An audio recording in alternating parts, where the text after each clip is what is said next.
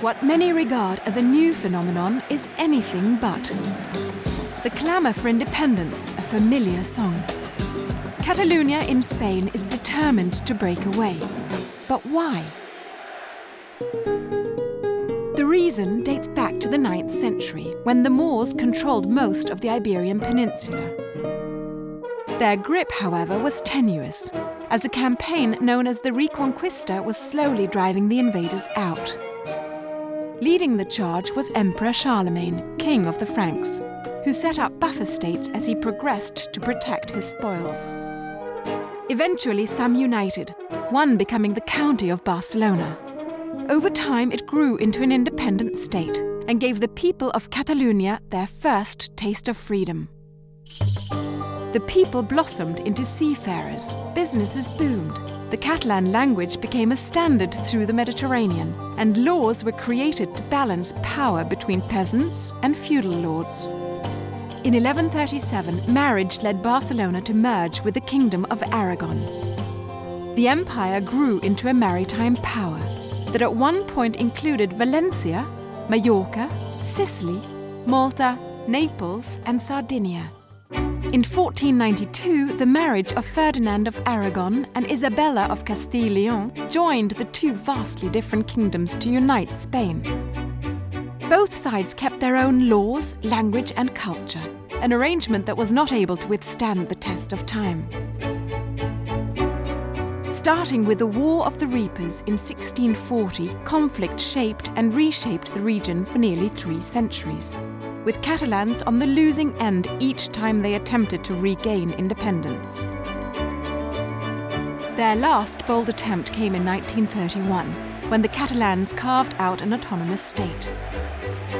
Then, during the Spanish Civil War, they declared independence, but it was not to be. Francisco Franco, head of Spain, silenced Catalonia in his quest for a uniform republic. Everything Catalan became illegal overnight. But the Catalans, having pursued independence for centuries, took the culture underground. Even the Abbey of Montserrat, tucked away in the high mountains, became involved, offering a safe harbour for activists and scholars, and conducting Mass in the Catalan language. During the Franco dictatorship, the community of monks was very committed, receiving here people with very different thinking about politics, about many things. And through the acts, the things that were organized here, Montserrat defended the Catalan culture, Catalan language. It was very important for people. With the death of Franco in 1975, Catalan culture re-emerged from the shadows. Today, despite centuries of setbacks, or perhaps because of those setbacks, Catalonia has developed a rich, diverse, independent culture, unique within Spain. And Catalans have taken notable measures, including turning their backs on national symbols to emphasize the point. For instance, here in Barcelona, the capital of Catalonia, the bullfighting ring has been given a new identity. It's now a shopping centre. Exploring Catalonia, the sense of nationalism is strong. Symbols are proudly displayed everywhere. One of the most beautiful, a depiction of Catalan folk singers gracing the facade of Palau de la Música. It's been said the people here bleed Catalan, and if legends are based in fact, there's a lot of truth in it. There's an old story about one of our kings, Guifré el Pilós.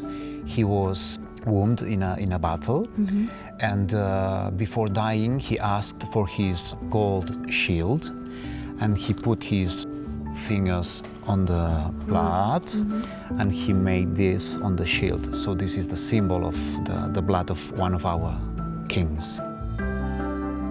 Other notable Catalans who left a lasting impression include Christopher Columbus, according to recent research, the artist Salvador Dalí, and the architect Antoni Gaudí, who was a fierce defender of Catalonia. One day he talked to some policemen in Catalan language, and the policemen, they didn't like that and they took him to jail. But when Queen Maria Cristina came to Barcelona, he took revenge. She wanted to have a guided tour of the Sagrada Familia, and Gaudí accepted but says, I will do it in Catalan language. Really reflects how nationalistic Gaudí was and how proud he was of his culture and his land, Catalonia. the Catalans also expressed their culture through food, including tapas. Though tapas weren't invented here, they were quickly embraced. And a Catalonian favorite is made from day-old bread, pan con tomate. We toast the bread, and then we put the tomato, and then we cook with love, you know. It's like a bruschetta, but with less tomato. Yes. And then we beat a bit of olive oil, and we with salt, okay? Other Catalonian favourites include escudella, a traditional soup-like stew that dates back to at least the 14th century.